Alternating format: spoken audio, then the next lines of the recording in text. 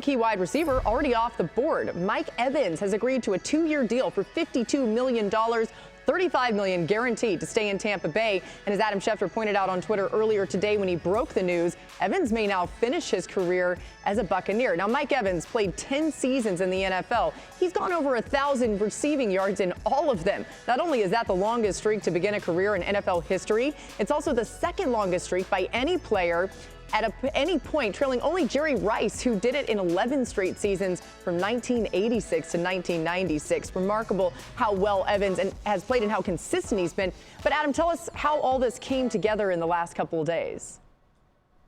Laura, what struck me as you were reciting some of those numbers is we opened the show with the discussion about one Hall of Fame player, and now we transition to the discussion of another Hall of Fame player, future Hall of Fame player, Mike Evans.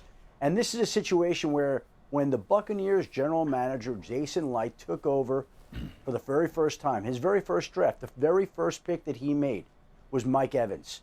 This was a personal signing, and Mike Evans could have gone to free agency and could have tested the market and could have drawn interest from any number of teams, including the Kansas City Chiefs. But the truth of the matter was he didn't want to leave Tampa, and the Buccaneers did not want him to leave Tampa. And so these discussions amped up while the combine was ending up here, and they culminated last night in a long discussion that wound up in a 2-year agreement where Mike Evans now will likely finish his career as a Tampa Bay Buccaneer, where the Buccaneers retain the player that they felt was imperative to have back, who also probably gives them a better chance of re-signing Baker Mayfield, because if Mike Evans had left during free agency, that would have been one less factor that Baker Mayfield might have considered as he mulled his future free agent options.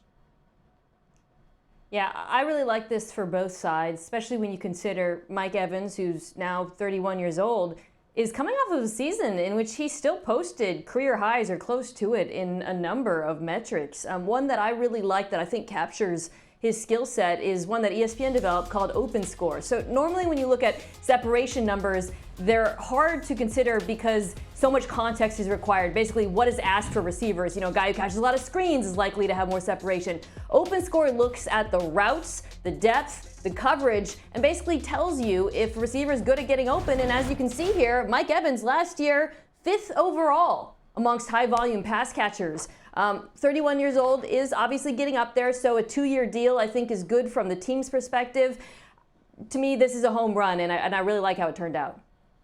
It'll be fascinating to see if Liam Cohen now, who's their new offensive coordinator, Dave Canales going to Carolina, like Baker and Mike Evans had a really good connection and season last year. If Liam Cohen can get this run game going, this is an offense now with Mike Evans and Chris Godwin and Rashad White and Cade Otton that's really talented. And Mike is the vertical threat, the one-on-one guy. In many ways, they build their third down offense through him. So if Liam Cohen can come and get this offensive line to fire off the ball a little bit more consistently and they can get some semblance of a run game, this bodes well for Tampa Bay, not only for right now in the offseason, but for being the favorite going into the 2024 season. Yeah, in a weird way, it could have helped Baker maybe with a little bit of leverage. We'll see what that deal ends up being, and also could be a reason why Baker really wants to say. We've got more coming.